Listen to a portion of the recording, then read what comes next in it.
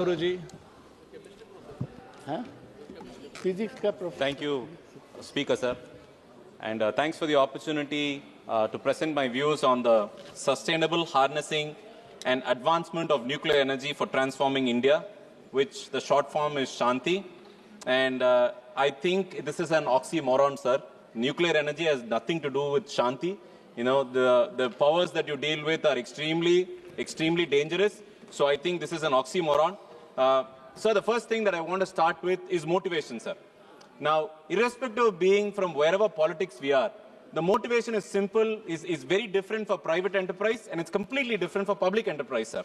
Now, the private sector is answerable to the shareholders, sir. Every year, the private sector's pursuit is the pursuit of profit through economy and through business. It's always profit at the end of the day. So the bottom line matters for the private sector, irrespective of in any other business, sir. We have seen it in warfare scenarios. We have seen it in where humans have gone to inhuman ways to seek profit. So private enterprise in this particular scenario, it's still pursuit of profit, where public sector has a different motivation, sir. Public sector, it's state obligation. It's the obligation of the state. It's the prestige of the state to preserve and nurture and to showcase to the world that we're actually better off. And we have. In fact, in the last so many years, the atomic establishment in the country has been one of the finest in the country, and we have showcased ourselves to be a safe, responsible nuclear power. And now, one of the things is it's the commitment of the sovereign. So we take so much care, irrespective of the politics, to ensure that our image through the nuclear deterrence is actually shown to be a world, to be a responsible power. Now, I will also want to tabulate the difference between private enterprise and public enterprise across various industries, sir, and the outcomes that has happened because of a policy change allowing private enterprise to come in. I'm not against private enterprise, sir, but I want to point out to House in certain sensitive segments where the pursuit of profit has actually caused harm rather than, productivity in this country. You take energy, sir. Now, energy, there are a number of incidences where tragedies have happened. But let me stick to economics of the energy now. In the last 10 years, the cost of electricity that is being consumed by the consumers has actually increased by 25%, sir. When there's more private enterprise commissioning plants, which is a good thing, but the outcome of it is you have cost increase by 25%. On the public enterprise, we have superb enterprises like the NTPC, CIL, and GAIL, thanks to the stalwarts of liberalization who actually gave these products to us. Second, finance. In the industry of finance, private sector has come up with innovation in finance in a number of ways. There have been so many good things, but I also want to point out that corporate write-offs in the last 10 years is increased by so many times, sir. I'm not trying to say that it is wrong, it's right, but an outcome of a policy which is allowing private players to pursue profit is actually corporate write-offs, where on the other side, we have companies, we have institutions, I would say institutions, public institutions, not even companies, like SBI and LSE, pursuing the public thing. The last thing that I want to, two more things, sir, is food and agriculture. You see, one of the outcomes of the private enterprise coming in is the shortage of fertilizer. I mean, it is because of so many other reasons, but one of the reasons is because the private has a very large share of fertilizer production in this country, and that is one of the consequences of having a shortfall in the last season of shortage of fertilizer. On the other hand, we have TN's horticulture mission, which is actually have policies to enable the largest per capita production of vegetables in the country, sir. The last point we have, in this case itself, nuclear, you have Fukushima and you had Chernobyl happen, which again is Fukushima is again a private enterprise, sir. Japan, a country with much higher technical capabilities because of their history, has actually shut nuclear production for a long period of time. So I want the House to note that even with technical expertise, this has to handle with utmost caution. And now we have on the other side, public enterprise of Kalpakkam, sir. Kalpakkam Nuclear Energy, where fast breeder reactors technology have been pursued, and it's still safe, and no incidences have been reported in the Kalpakkam, sir. Now, a very important point is the risk profile, right? Whenever our country has, is open, it's liberal, it's trading in dollars, we're exporting, we're importing, one of the things is that this bill opens up litigation to international forums. Previously, it was supposed to be within the jurisdiction of this country, and our courts had jurisdiction over nuclear incidences. What I want to point out here is this, sir, that it will have an implication when our private enterprise or when a country borrows in dollars, because our risk profile is also tied up to any of the litigation that may come up in the future, and because litigation and insurance is about future products, it's about a future risk. So the risk profile of our country, because of it being open up to international forums, is going to increase the cost of borrowing in international markets, and hence our exports are going to be expensive. I want the House to note that also, sir. Now, the next point that I want to note out is liability. The liability regime in this particular bill is actually pro-operator. The government has reasons to make it pro-operator because they want to say that, we want better technologies to come, we want better operators to come, we want large players to come. Yes, we all agree. But there are certain things which actually you should note, where the AERB, the Atomic Energy Regulatory Board, is given a statutory backing, which is long due, which is important. But there are certain provisions which a government can instruct ARB to. So the autonomous nature of ARB on a statutory role is actually short-circuited in this particular bill, sir. I would want the attention to happen. Now, there are strict time limits on claims. Anywhere in the country, sir, anywhere in the world also, whenever nuclear energy is present, there's always claims and counterclaims because of the nature of technology involved and its sensitivity. Now here, the government has come up with a particular section that says that any of the claims must be pursued through the claims commissioners. You can't approach the court system or the judiciary here. Again, what the government intends to do is basically say, look, we have given you a separate infrastructure so as to go to claims. But we know the history of claims, sir, and the jurisprudence in the country also. So there is enormous power, from the government to the operator to actually execute the project in spite of the claims. So there is a need for the government to clarify that they can actually be fair to the claimants if there is any. Now, that is under clause 70, sir, where there is no, clause 70 says there is no individual settlement. Individually, you can't go and say, look, I have a claim. It will all come from a consolidated fund. So they have to group all the victims or claimants together and have, the claims commissioner decides a certain amount, and it has to be divided by the largest denominator, which is the number of people there, sir.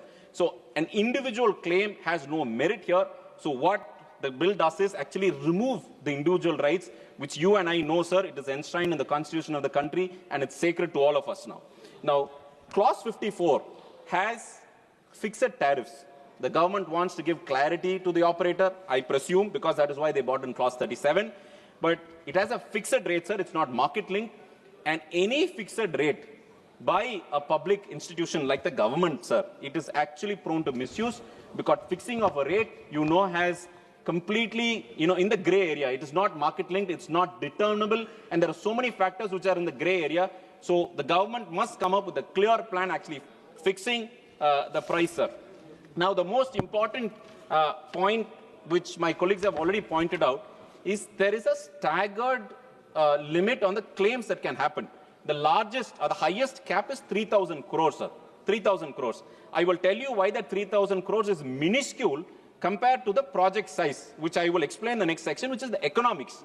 Now, members would note that anywhere in the world, nuclear fuel or the nuclear energy is only stopgap, sir. I mean, the Honorable Minister, when he started, he said that the wind energy and the solar energy had a lot of fluctuations because of the nature of the, the technology involved and the grid system. And he said nuclear energy will be a stopgap measure. So I would thank the minister actually reminding the House that nuclear energy is a stopgap. And I will explain the mechanics or the economics to understand why stopgap and the economy doesn't match. Now, the cost of nuclear versus different energies, sir. Any project has tangible cost and intangible cost. Tangible cost is something that you can measure. Intangible costs are those costs which is especially environmental factors, which comes through environmental clearance and the green tribunals that have been set up. Now, cost of production, capital expenditure.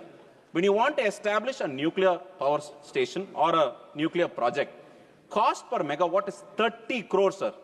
30 crores per megawatt. Coal is approximately 12 crores, sir. You can still do it lower, but 12 crores is taking the latest technology in place, making sure clean fuel is available. So it's clean energy is available. So it's 12 crores, sir. Solar is 4.5 crore per megawatt. So this is the current, even in Indian conditions, because foreigners, it's still very expensive because of the statutory norms and safety norms. Now, If you take the levelized cost of electricity, putting all the numbers together, I'm not great at mathematics, sir, but if you ask me, give me one number, what is the cost of per unit of electricity?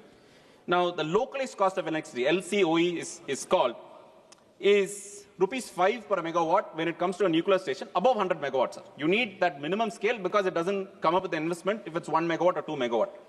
Now, for coal, it's 5.5 today in India's term. And for solar, it's 3 megawatt. Now, coming back to the stopgap, what the Honorable Minister had pointed out, sir. Now, this project of 30 crore per megawatt, a stopgap, is like a UPS in your home. Right? You would spend 10 lakhs, 20 lakhs for your home, but the UPS will be less than 50,000 for the initiative that it provides, which is a stopgap, which is ensure that there is uninterrupted power supply, but on a larger scale through nuclear source.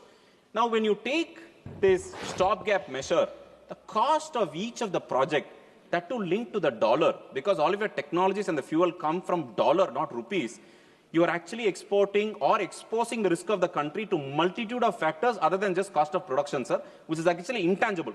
We still don't know the intangible cost because advanced powers, where they have a matured nuclear industry, still haven't figured out the intangible cost, and you still have, so many litigations in the, Western Hemisphere on nuclear energy. Now, because of this exposure to the dollar, sir, you have to tap the international markets. The domestic markets cannot fund the size and scope of this particular project, and suppliers of technology will also want a stopgap because they will tap the dollar. Now, 1% increase in the interest rate, if from the borrower, impacts the cost of electricity production by 0.40 paise per kilowatt hour, sir. And you can multiply it by the thousands of the megawatt the government wants to bring in, it will actually make the project not feasible, sir. A 10% increase, which is about 5 rupees, and a 40 paise increase is a 10% increase, sir. Would you think the consumers or the government or the private industry, I don't think it's going to be liable, sir. The last point that I want to explain to the members of the House is safety. Now, the power of plutonium-239, there are a number of fuels, sir, but an isotope, which is a variation of the nuclear fuel, plutonium-239, which is actually used by India in the fast breeder reactors in the country, we have got very good expertise, has been the fuel, sir. Now, safety-wise, a lot of members don't know that there's something called the half-life period of this material, sir. And half-life period is the amount of time required for the energy to be reduced into half. So if you produce 1 kilowatt, if 1 gram of fuel produces 1 megawatt of power, that 1 gram to reduce to 500 kilowatts, sir, takes 24,100 years, sir. 24,000 years, sir. We are not even, forget 5 years, 10 years, 24,000 years, sir. One small incident that on this, of course, the government is pursuing on the safety also. One small error is an error of 24,000 years, sir. It is epochs. So also, I'm finishing, sir. Last point, the geological storage of spent fuel in this country. We have still got geological storage, sir. Geological storage is the storage where you keep this fuel. Spent fuel, which can't be given outside, is approximately 10,000 years, sir.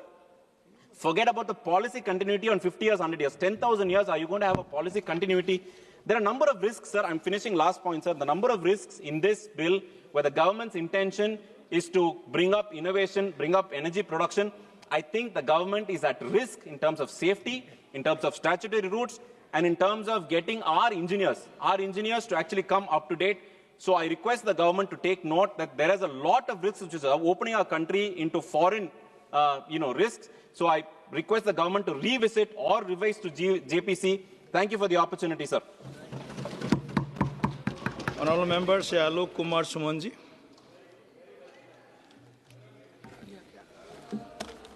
धन्यवाद सभापति महोदय।